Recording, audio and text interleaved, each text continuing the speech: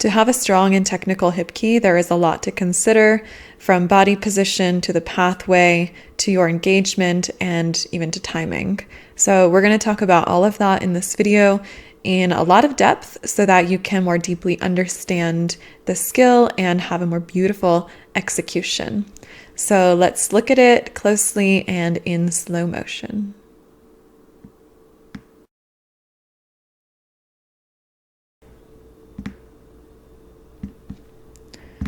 So first things first, you need to have a really strong bent arm hollow hang before you can have a strong hip key. It just precedes it. So here's my bent arm hollow hang. Let's focus on legs. Huge scissor, open the legs really big, tilt the hips to the right if you're on your right. And now notice how open my straddle is, and watch how I'm pushing my outside leg up high before following the bottom leg. And look how far apart my feet still are. It's a common mistake for the outside, or in this case, left leg, to follow the leading leg or the bottom leg immediately, and that just closes up your shape and it makes your legs not have as much line to show. So we do want to keep those legs wide apart, pretty much as much of the skill as possible. So a good rule of thumb in hip key is make your legs as big as you can.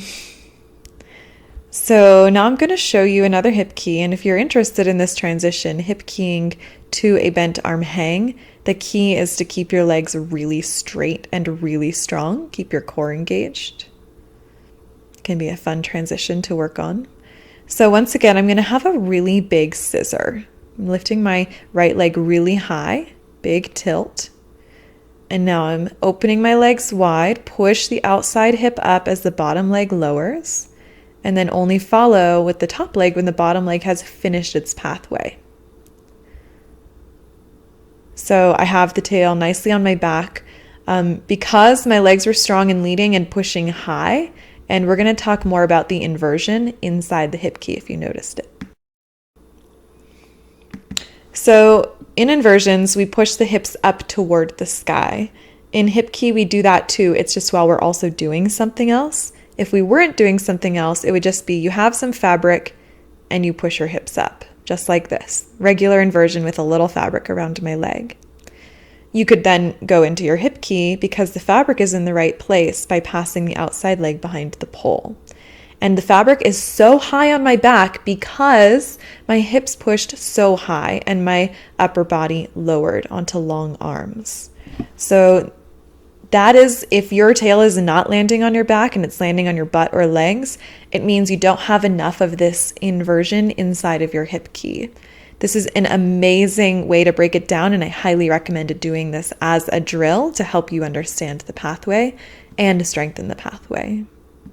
This is what it looks like if there's no inversion in your hip key. I'm on bent arms, my hips stay at the same height, and I lengthen my arms and I lose a ton of height.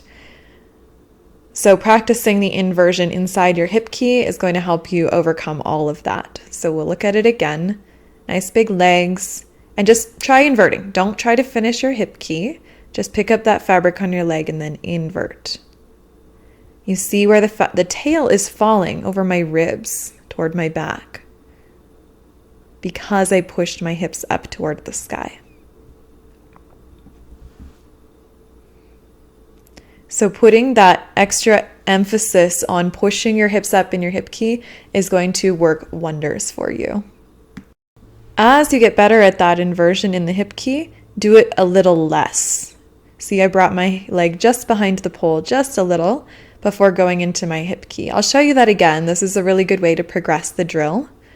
So you might have been starting with like the full-blown inversion pause and then put the legs behind the leg behind the pole.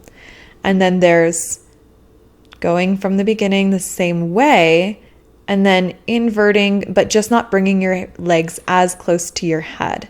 I'm sort of doing it with my outside leg. I brought it forward of the pole, but just to remind myself, and then it goes behind the pole. So you can gradually do that less and less, and then you will have your really strong hip key. Now, of course, this means you need inversion strength. So if you don't have that, none of this is going to happen.